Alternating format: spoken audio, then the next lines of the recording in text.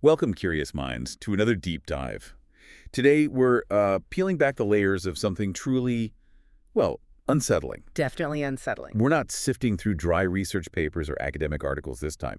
Yeah. Instead, our source material takes us into the detailed session logs from really an extraordinary chronicle of events. Yeah, it's quite the chronicles. It's an immersive journey into a land where shadows hold sway and sanity is, well, let's just say it's a rare commodity. Indeed. And what's truly fascinating about these accounts is how they paint such a vivid, disturbing picture. It's a world both fantastical and deeply, deeply wrong. Right. Our mission today, really, is to extract the most potent insights from this narrative, to understand the twisted motivations, to confront the horrors, and maybe grasp the unsettling truths uncovered by this group of adventurers. Adventurers who dared to venture where, frankly, few would survive. Think of it as a descent into a very strange, very dark rabbit hole. Good analogy. We're going to follow these intrepid or perhaps, let's be honest, foolhardy individuals as they stumble upon what they hoped would be a sanctuary, only to find it's, well, anything but.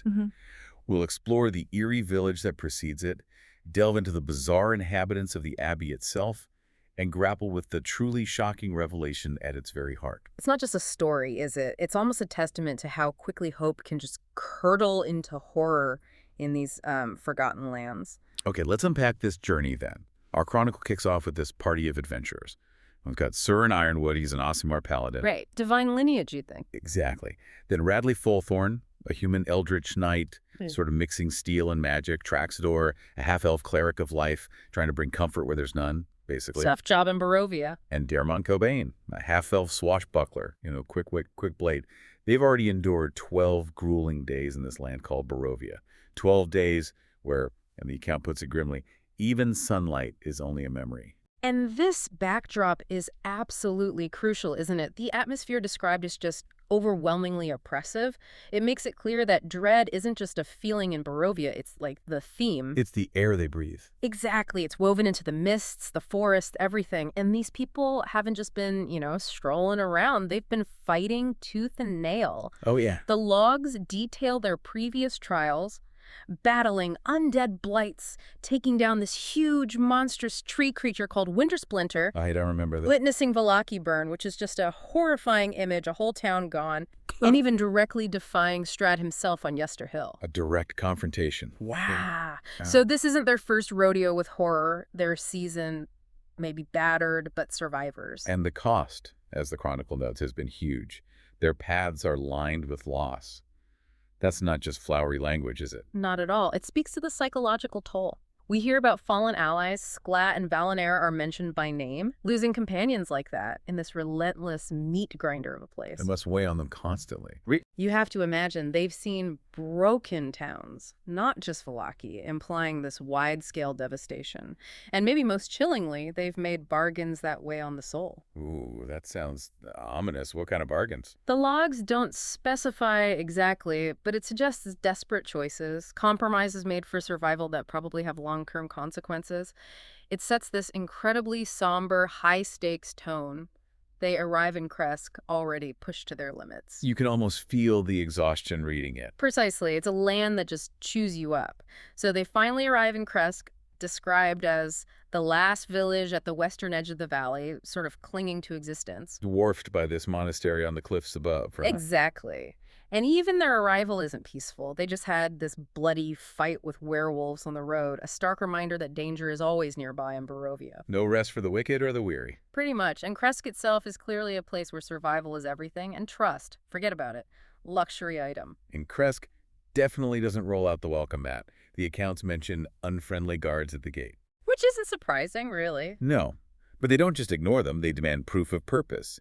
You have to justify being there. Shows how insular they are. Wary. But our heroes, they have a literal trump card. A barrel of wine from the Wizard of Wines. The wine. This point is really insightful. The Chronicle explicitly says, in Barovia, wine is not just drink, it is hope. Hope in a barrel. Think about that. In a land of perpetual dread, calling wine hope elevates it massively. It's not just booze. It shows the sheer desperation, the scarcity of any comfort, any reminder of a normal world. So this wine is basically their key to get in. Essentially, yes. Recognizing the Martikovs wagon, the winemakers, gets them past the guards. It unlocks even the most wary communities. But even the delivery guys, the Martikovs, Adrian, and Dag, they're fed up with the party. Yeah, their patience is described as shredded by the adventurers' antics. And the antics. Apparently they've been seen with the head of Henrik the coffin maker dangling like a grim talisman. Charming. That paints a picture, doesn't it? It really does. Plus, there was constant bargaining over wine, suggesting they haven't exactly been straightforward delivery partners before. So the Martikovs are like, okay, 1 barrel here, then we're out. Exactly. Taking the rest home, it shows the kind of reputation this group is building.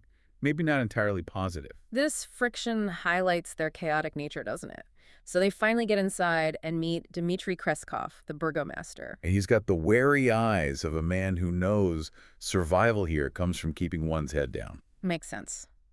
Kresk, the logs say, thrives by not provoking Strahd. It's a rule they obey like they obey the cold. Fear dictates everything. It's also just stark. They ask for an inn, and nope, no such establishments here. It's a largely self-sufficient commune. Very isolated. Austere. Which makes Dareman wanting to grab their wine back immediately kind of funny, but also highlights how basic survival is here. No comforts. None at all. But Dmitri, after accepting the wine, that symbol of hope, he does warm up a bit. Enough to offer them shelter. At the Abbey of Saint Markovia, up on the cliff. Right. But the advice comes with this immediate, chilling warning. He says the Abbey is holy, yes, but feared. Holy but feared. That's a contradiction. And then the detail that really gets you. When its bell tolls, the screams can be heard across the village. Screams. From a holy place. Okay, that's not just a red flag. That's a siren going off. Absolutely. A profound sense of dread about what awaits them up there. A sanctuary that broadcasts agony. So with that chilling warning about the bell and the screams echoing, they finally start the climb up to the Abbey. What's that journey like? It sounds intimidating. Oh, it's designed to ramp up the suspense. It's a literal climb into isolation. The road winds like a serpent up an 800-foot cliff. Like a serpent. It's a nice touch. Isn't it? And the difficulty is tangible. Gravel slips beneath their boots, that constant sense of precariousness. And then the mists, Barovia's signature mists, roll in, swallowing the world below. Cutting them off completely, upping the isolation factor. Exactly. Deeper into the unknown, further from anything familiar or, safe. But the Chronicle mentions a weird moment of beauty, right? Something totally out of place. Yes, a fleeting moment. They pass this shimmering pool of crystalline beauty described as an alien sight in this gray land. Like a diamond in the mud. Pretty much. A brief sparkle. But then the accounts immediately hit you with the harsh reality. Beauty here is always brief. Ah, of course. The mists close in again, swallow the pool. It's like Barovia itself reminding them not to get too comfortable, that any hope is temporary. A perfect, sad little metaphor for the whole place. So, no lasting beauty. Then they reach the summit. What's the Abbey itself look like from the outside? It looms. Ancient stone walls, frost clinging to the cracks, even in this dim light. The air is noticeably colder up here. Colder adds to the unwelcoming vibe. Definitely. And there's this really chilling detail. Scarecrows posed as guards on the parapets. A hollow bluff against fear. Scarecrows, not actual guards. That's a creepy. What are they trying to scare off?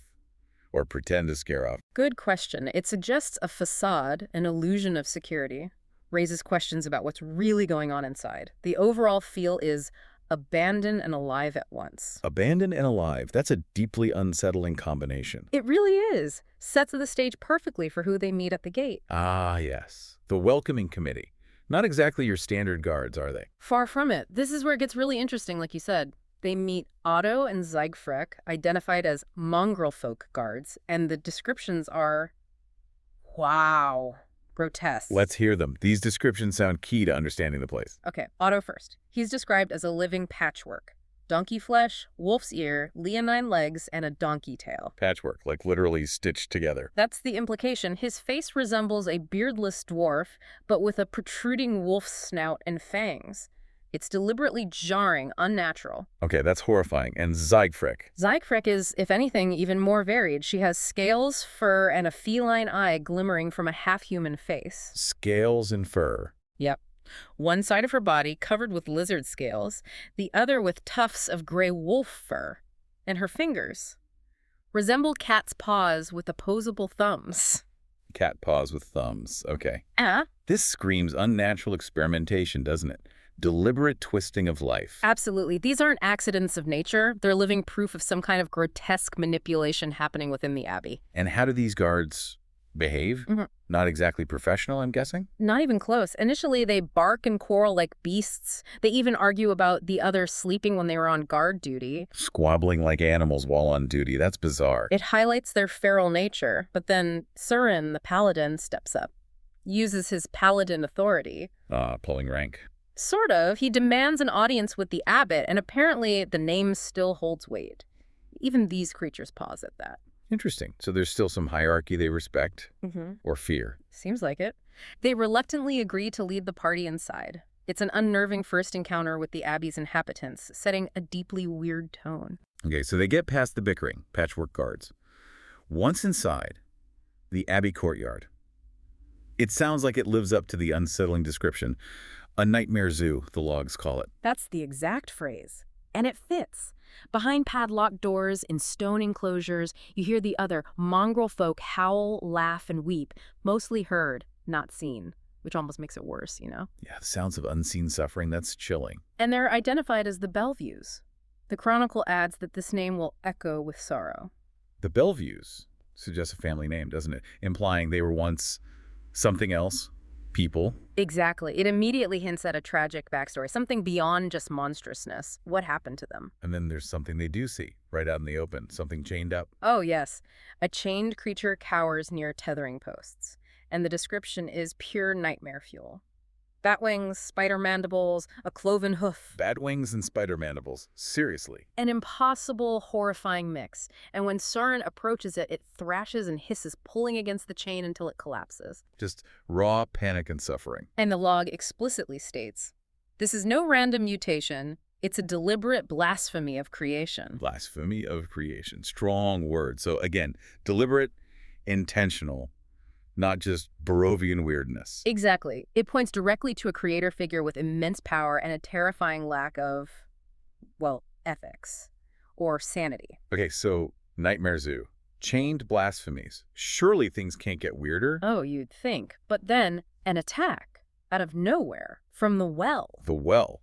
Like the water source. Yep, a spindly creature with 3 spider eyes and mismatched limbs, a frog's hand, a crow's talon scuttles up incredibly fast and lunges at Dermot. 3 spider eyes. Yeah. Frog hand, crow talon. Okay, the creativity here is just perverse. Isn't it? It's an immediate, shocking threat from a totally unexpected place. But Dermot's the swashbuckler, right? He's quick. Very. He pivots, rapier flashing, skewering the thing, quick reaction. Nice. Does that stop it? It injures it. The creature, later identified as Mishka, flees, but then Sören and Traxador step in and finish it with holy light. The paladin and cleric finish it off. Yeah. Even though it was fleeing.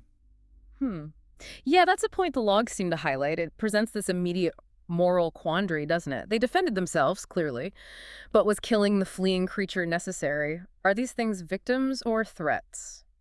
Or both? It's messy. Self-defense against something monstrous, but created and trapped. Yeah. Messy. And the reaction from the other mongrel folk, the ones in the cages, that's just icing on the creepy cake. Who do they do? Instantly, they erupt in a chorus of murder. Murder. They recognize it as murder. That's unexpectedly coherent. It is. It highlights this bizarre, unsettling collective consciousness.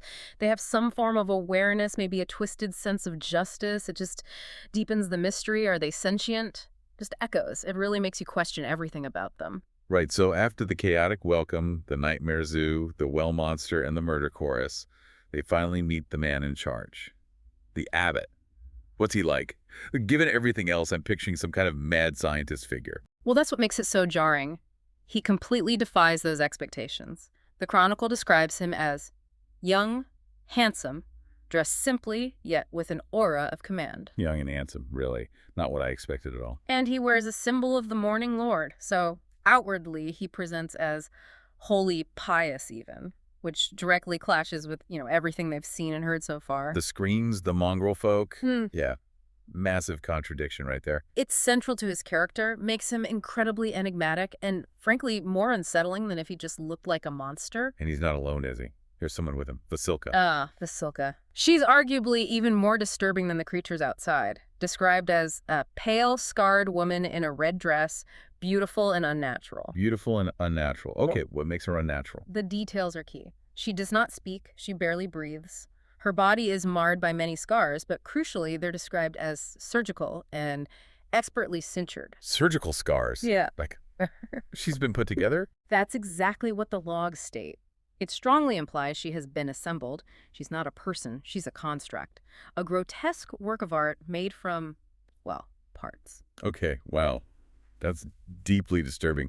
And the abbot's explanation for the mongrelfolk, the Belviews, how does he justify them? His story is, well, it's a masterclass in twisted logic. He claims they were the Belview family, lepers who came seeking healing. He says he cured their disease but could not cure their madness. Okay, sounds almost compassionate so far. But I sense a but coming. A big one. Yeah. He claims they begged for animal traits to make them whole in their madness, and he granted their wish. They begged for it. That sounds convenient. And his granting their wish led to them howling in cages. Exactly. Now they breed, fight, and rot in cages. It's presented as a cure, but it's clearly a horrific transformation and imprisonment, a total perversion of healing. And Derman calls him out on this, right? Yeah. Mentions the plaque outside about curing all illness. He does. Good old pragmatic Derman. And the abbot's response, he just sighs and says, even miracles have limits. Chilling.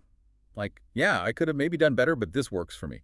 Very cynical view of his own divine power. It really is. He seems totally detached. He even mentions their longevity and how they're enthusiastic fornicators, ensuring the line continues. Like they're lab rats, not people. Ugh. Just clinical and creepy. And Sören tries to lie about who he is. Yeah, he gives Ismark's name, but the abbot's gaze pierces the lie. He knows Sören's lying, but just gives him this look of disappointment and lets it pass. Shows he's perceptive, maybe supernaturally so. Sees right through them. Hints at something more than human, even before the big reveal. He knows, but allows the deception. Why? Maybe it suits his purpose. Okay, but the biggest bombshell. The reason Vasilka, the assembled woman, is there, why did he make her?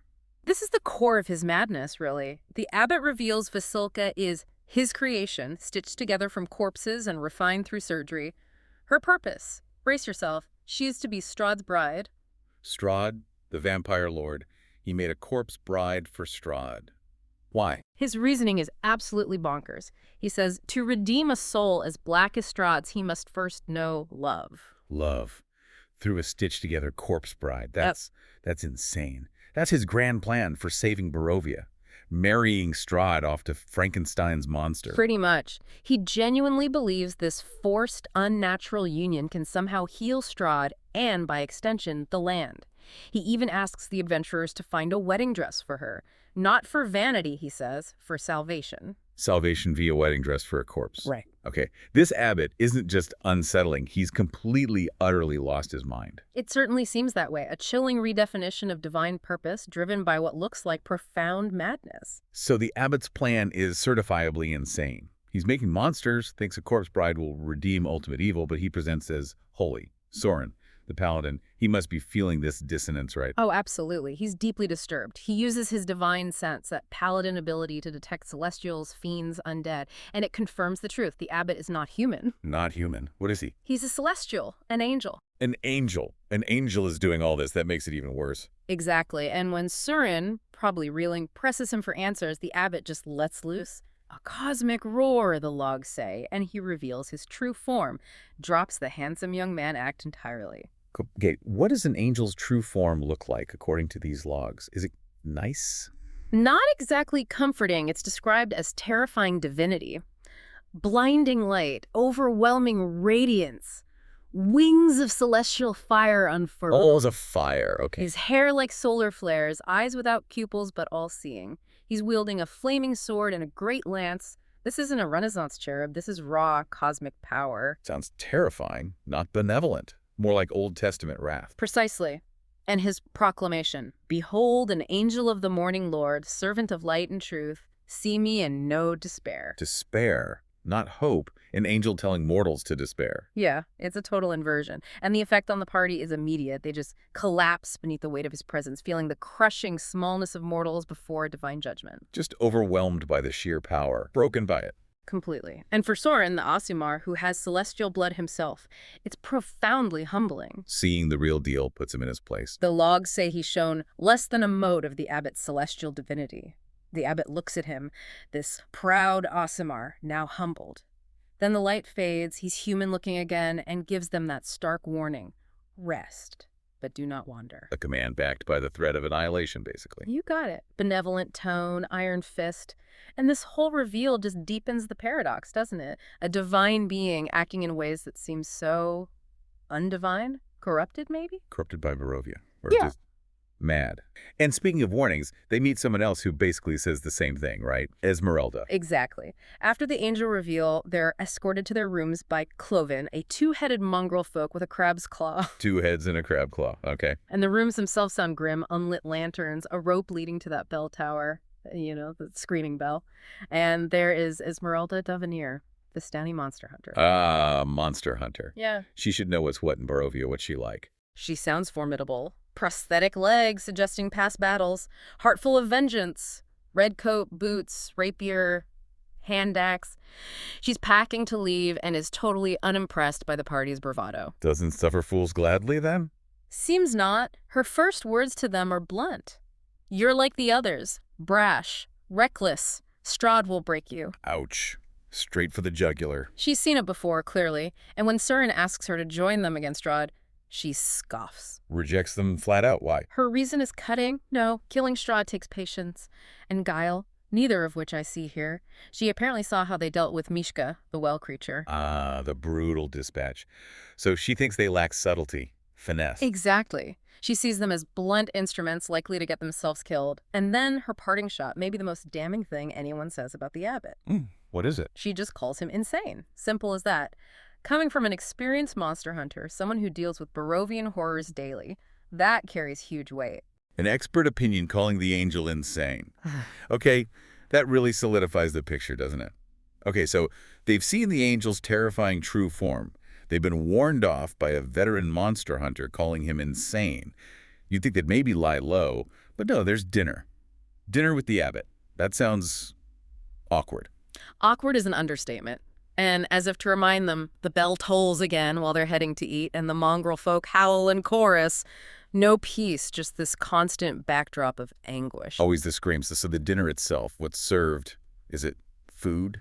Well, the abbot dismisses Otto and Zygfrek, tells them not to join. Interesting power play, maybe. They get served red dragon crush wine, which is apparently fancier than the usual stuff. A little status symbol from the angel? Perhaps. And cabbage stew. Seems harmless, right? But the party's immediately uncomfortable. Why? Just the company. Or the stew itself. Both, probably. But they specifically remember the dream pastries from earlier in their travels. Those pies made with questionable ingredients. Oh, right. The bone-grinding hags. Yeah, that would make you suspicious of any food in Barovia. Exactly. They're literally wondering if Mishka hadn't been added to the pot. Okay, I wouldn't eat either. Did anyone? Sören flat out refuses to eat, and the abbot also does not eat. Which makes sense, now we know he's an angel, but it still adds to the alien vibe. So, just the others nervously poking at potentially monster-filled stew? Lovely. But the real horror show at dinner involves Vasilka, doesn't it? Oh, absolutely. The abbot is described gently teaching Vasilka how to use a spoon, guiding her hand as though she were a child. Teaching the corpse bride table manners. Pretty much, even though she's spattering soup on herself and the table. It's this grotesque parody of domesticity, of teaching a child. He's patiently educating his creation for her role with Strahd, totally ignoring her lack of actual life or free will. It's profoundly chilling. Just preparing the doll for the vampire lord. Grim. And Sören tries asking about the abbot's origins again, even after the first terrifying reveal. Doesn't give up. He really doesn't. He presses about the faraway realm. The abbot gives him this look like he knows Sören's mind, then just does it again. Cosmic roar and a blinding light bursts forth. Reveal number 2. Just to shut him up. Maybe. Or just to reinforce his power, his otherness. Great wings of radiance, plasma hair, pupilless eyes. Same terrifying display. It answers nothing about his motives, just cements his celestial nature and the sheer madness driving him. Okay, so dinner was a bust. Creepy corpse bride lessons, another angel reveal, potential monster stew, and then they decide to ignore the abbot's do not wander rule. Seriously. Seriously. Proving Esmeralda's point about recklessness, maybe? Sören, Radley, and Derriman decide to explore the upper floors. But not Traxador. The cleric stays behind. Wisely, yes. Traxador stays behind, uneasy. He'd specifically clarified the abbot's warning.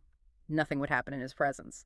He figured that meant wandering off alone was a bad idea. Good instincts. Very good instincts. So what do the others find upstairs?